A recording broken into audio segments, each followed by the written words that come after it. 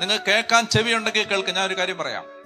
ഒരൊറ്റ കുടുംബം പോലും പട്ടുപോകാനോ നശിച്ചു പോകാനോ ദാരിദ്ര്യത്തിൽ കിടക്കാനോ നരകിച്ച് കിടക്കാനോ സങ്കടപ്പെട്ട് കിടക്കാനോ സ്വർഗത്തിലെ ദൈവം ആഗ്രഹിക്കുന്നില്ല. ഒരൊറ്റ കുടുംബം പോലും, അതായത് നശിച്ച് കിടക്കാൻ അത് ദൈവ പദ്ധതി അല്ല. അത് ദൈവ പദ്ധതി അല്ല. നശിച്ചു കിടക്കുന്നത്, നരകിച്ച് കിടക്കുന്നത് ദൈവ പദ്ധതി അല്ല. അവിടുന്ന് എഴുന്നേൽപ്പിക്കാൻ, മനസ്സിലായ, കല്ലറ പൊട്ടിച്ച് എഴുന്നേറ്റവൻ, 3-ാം ദിവസം മരണത്തെ അതിജീവിച്ചവൻ, ഏത് നാശത്തിൽ നിന്നും നിന്നെ എഴുന്നേൽപ്പിക്കാൻ കഴിവുള്ളവനാണ്. അവൻ ജീവിക്കുന്ന ദൈവമാണ്. ജീവനോട് ഇവിടെ ഉണ്ട് ഞാൻ പറയുമ്പോ, അതുകൊണ്ട് അവന്റെ നാമത്തിൽ പറയുകയാണ്, നശിച്ച് കിടക്കല്ലേ, നശിച്ച് കിടക്കല്ലേ, എഴുന്നേക്കണം, രക്ഷപ്പെടണം, രക്ഷപ്പെടണം. അതിനൊറ്റ വഴിയേ ഉള്ളൂ. അതിന് അവന്റെ നാമത്തെ ഏറ്റുപറയണം, അവനെ ആരാധിക്കണം. വേറെ ഒരു മനുഷ്യനെയും നമ്പി നിങ്ങൾ ജീവിക്കരുത്.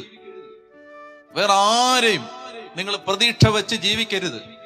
മക്കളാവട്ടെ, ജീവിത പങ്കാളിയാവട്ടെ, മാതാപിതാക്കന്മാരാവട്ടെ, കൂട്ടുകാരാവട്ടെ, ഗവൺമെന്റ് ആവട്ടെ, പ്രത്യയശാസ്ത്രമാവട്ടെ, അണികളാവട്ടെ, കൊടികളാവട്ടെ, ഇതിനൊന്നും ആത്യന്തികമായിട്ട് സഹായിക്കാൻ പറ്റത്തില്ല. ദൈവത്തിന് മാത്രമേ സഹായിക്കാൻ പറ്റൂ. അതുകൊണ്ട് ദൈവത്തെ നോക്ക്, ദൈവത്തെ നോക്ക്, അവന്റെ മുഖം നോക്ക്. അബ്രഹാമിനോട് ദൈവം പറയുന്നുണ്ട്, എന്റെ മുമ്പിൽ വ്യാപരിക്കുക. ഉൽപ്പത്തി 15 ദൈവം അബ്രാഹത്തോട് പറഞ്ഞു, കുറ്റമറ്റവനായിരിക്കുക, എന്റെ മുമ്പിൽ വ്യാപരിക്കുക, എന്റെ മുമ്പിൽ വ്യാപരിക്കുക, എന്റെ മുമ്പിൽ നിൽക്ക്. നീ വേറെ ആരുടെ മുമ്പിൽ നിൽക്കണ്ട, എന്റെ മുമ്പിൽ നിൽക്കുക.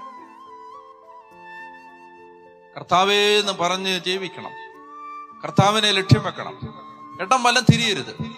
ദൈവം കാത്തോളും. മനസ്സിലായോ? ദൈവം കാത്തോളും.